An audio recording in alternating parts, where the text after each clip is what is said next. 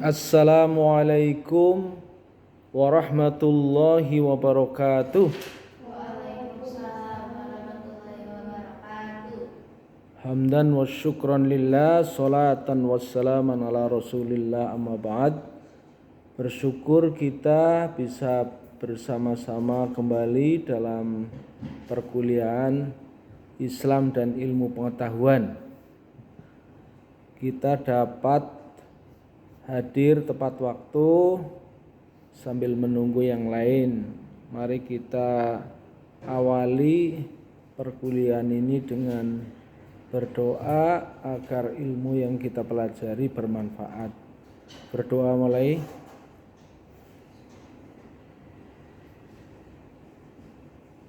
Selesai. Ya, para mahasiswa sekalian, pada kesempatan hari ini kita akan mempelajari bagaimana cara mengintegrasikan nilai-nilai Islam dalam LKPD ya. Nanti salah satu dari kalian akan mempresentasikan karyanya, bagaimana membuat karya LKPD yang satu dapat mencapai tujuan pembelajaran matematika yang kita inginkan sesuai dengan kurikulum ya. Yang kedua, bahwa LKPD yang kita susun bersama adalah merupakan wahana dakwah yang memiliki nilai-nilai Islam, sehingga harapannya nanti Anda tidak hanya sebagai guru matematika ANSI, tapi Anda adalah sebagai guru matematika yang daiyah. Ya, itu. Kemudian sambil menunggu yang belum hadir, saya ingatkan sekali lagi bahwa dalam penyusunan LKPD yang bersifat integratif holistik ini ya, di satu sisi kita membahas tentang materi matematika, di sisi lain kita integrasikan dengan nilai-nilai Islam ya. Ada sekurang-kurangnya dua cara yang bisa dilakukan, yaitu pertama islamisasi matematis ya. Yang kedua matematisasi Islam ya. Islamisasi matematis kita berangkat dari konteks dunia Islam ya, baik itu berupa syariat Islam yang ditunjukkan dalam amal-amal sholih yang dapat dilihat, diamati, diukur itu ya. Mungkin itu berupa perintah sholat, sehingga kita dapat mengawali dari video sholat gitu ya. Mungkin itu berupa zakat, kita bisa mengawali dari video pembagian zakat. Mungkin itu syariat berupa haji, kita bisa memulai dari ibadah haji. Atau itu berupa amal soleh lain ya, yang tidak terbatas banyaknya ya. Perintah berbuat baik kepada orang tua, mungkin diawali dengan video bagaimana berbakti kepada orang tua. Mungkin amal-amal lainnya ya, amal adzan ya, misalnya dimulai dari adzan. Itu semua kita jadikan sebagai konteks yang arahnya itu adalah menjadi konteks dalam pengembangan bahan ajar matematika atau LKPD matematika ya. Atau bisa juga mulai dari ayat-ayat Al-Qur'an yang kemudian dari ayat Al-Qur'an itu diisi dengan data matematik. Misalnya kalau Anda membaca Al-Qur'an ya, Alif Lam Mim ya, gambar orang sedang membaca ayat Al-Qur'an. Kemudian dibubui sebuah hadis bahwasanya Rasulullah bersabda, aku tidak mengatakan alif lam mim itu satu huruf, tapi alif satu huruf, lam satu huruf, dan mim satu huruf, misalnya gitu ya. Dan setiap huruf dalam pembacaan Al-Qur'an itu akan mendapatkan 10 hasanah misalnya. Itu kan sebenarnya konteksnya adalah Al-Qur'an dan hadis. Tetapi Anda bisa mengisi matematiknya ya. Ya, misalnya jika Amran membaca ayat Al-Qur'an dzalikal kitabu la raiba fi. Ada berapa hasanah yang diperoleh oleh Amran ya. Nah, maka dalam hal ini Anda menambahkan sebuah pertanyaan ya. Karena ini sebenarnya adalah pemahaman matematika tentang premis ya. Dalam hal ini premis itu ya ada premis minor, premis mayor, dan konklusi itu ya dalam mata pelajaran logika matematik. Maka mana yang menjadi premis minor, mana yang menjadi premis mayor, mana konklusinya, kan gitu ya. Nah, coba dari pernyataan argumen tersebut ya, premis minornya itu yang mana, premis mayornya yang mana. Premis mayor itu adalah ketentuan-ketentuan umum dalam logika matematik ya, bisa berupa sebuah aksioma, rumus, atau dalam hal ini pernyataan-pernyataan yang sudah tidak perlu dibuktikan kebenarannya. Misalnya ayat Al-Qur'an, ayat hadis Nabi, kita jadikan sebagai salah satu premis ya, mayor. Tadi Rasulullah mengatakan bahwa setiap satu huruf adalah 10 hasanah, kan gitu ya. Jadi kan tadi kan melibatkan Rasulullah bersabda bahwa setiap huruf dalam bacaan Al-Qur'an itu ya mendapatkan 10 hasanah. Nah, itu kita jadikan sebagai premis mayor. Kemudian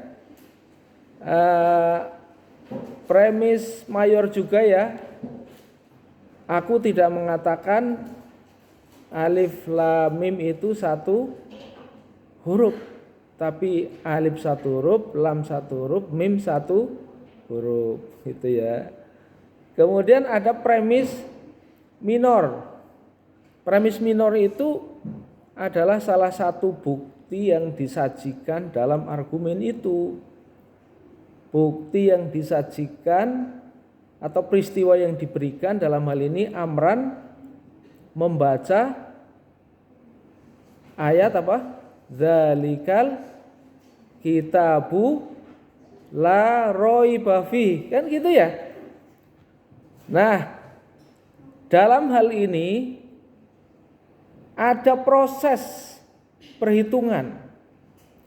Kalau ayat dzalikal kitabu la raiba fi itu ada berapa huruf, ya kan? Kalau alif lam mim tadi 3 huruf ya. Kalau dzalikal kitabu la raiba fi berapa huruf? Nah, dihitung kan di situ. Dal, lam, kan gitu ya. Nah, ini proses perhitungan, proses matematisasi. Setelah ditemukan ternyata dalikal kitabu la raiba fihi sekian huruf, ya. Maka ketiga premis itu olah. Ya, pengolahannya bagaimana?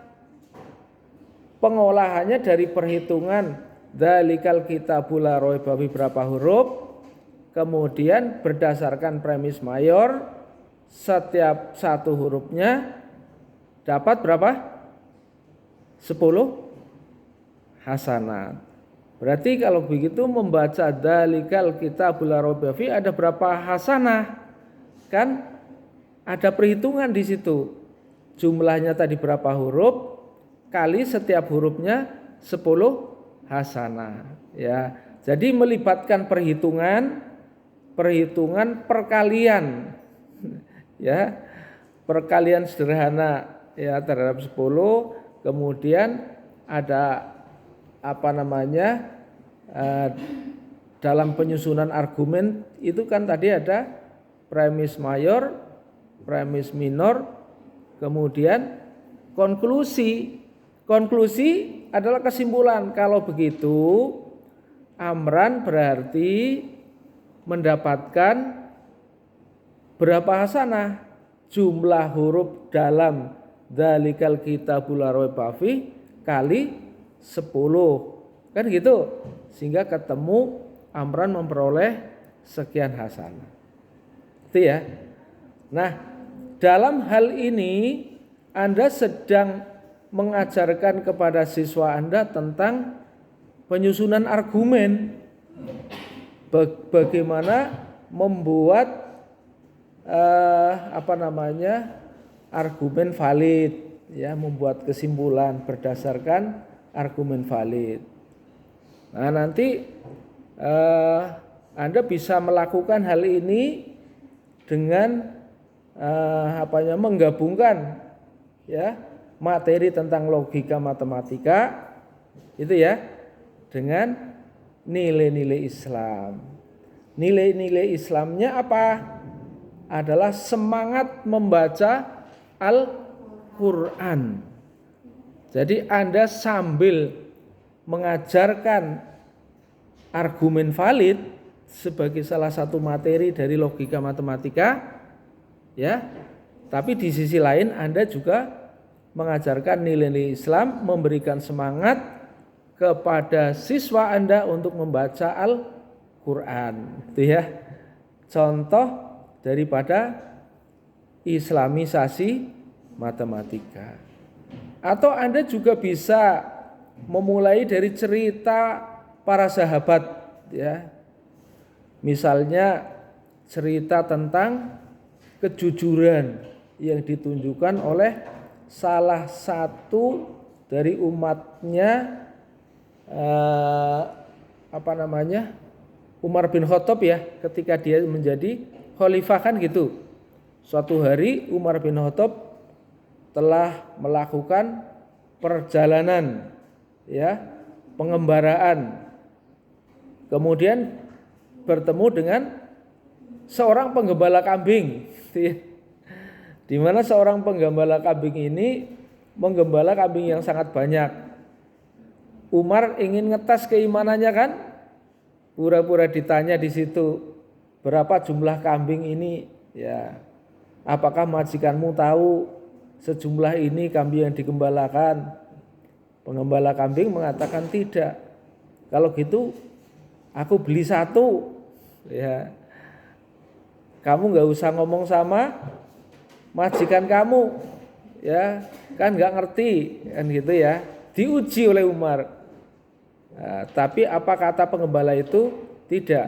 Kalaupun majikanku tidak tahu, di mana Allah, kan gitu, ya. Itu kan cerita yang menarik itu bagi anak. Nah, nanti tinggal disisipi data matematis, ya. Nah, disisipi. Kalau karena menyisipi, Anda jangan mengubah cerita, tapi Anda kalaupun akan menambah data menggunakan kata jika. Ya. Nah, silahkan di situ dengan kata jika ya. Misalnya ya Umar begitu bangga mendapatkan salah satu umatnya yang punya keimanan yang tinggi, gitu ya. Nah, kemudian jika kemudian Umar membebaskan gembala ini dari seorang pemilik kambing ya, karena dianggap penggembala ini sebagai budak dari pemilik itu ya. Nah kemudian diarahkan, ini mau ke mana matematikanya? Misalnya akan menghitung berapa tebusan ya yang harus ditebus oleh budak ini jika Umar misalnya menghadiahkan separuh kambing itu ya dengan harga yang ditentukan, misalnya begitu. Jadi tergantung indikator capaian pembelajaran matematika apa yang akan disasar. Ya, dari situ Anda berarti akan menanamkan kepada siswa Anda yaitu materi matematika sesuai dengan indikator yang dirancang, tapi di sisi lain Anda sedang menanamkan nilai-nilai kejujuran ya kepada siswa Anda ya, mendorong semangat berbuat jujur sehingga nilai tebusan daripada budak tadi sangat besar, belum nanti tebusan oleh Allah Subhanahu wa taala. Misalnya gitu ya. Nah, ini salah satu upaya untuk mengintegrasikan LKPD dengan nilai-nilai Islam. Gitu. Nah, yang cara kedua adalah matematisasi Islam. Ini sudah lengkap ya. Oke. Untuk matematisasi Islam silahkan nanti kita kaji kembali secara mendalam dan bagaimana kita membuat LKPD yang menarik dengan mengintegrasikan nilai-nilai Islam dalam LKPD. Silahkan untuk hari ini yang bertugas memaparkan hasil karya LKPD-nya dipersilahkan. Mbak Latifah, tafadholu maskuron. Assalamualaikum warahmatullahi wabarakatuh.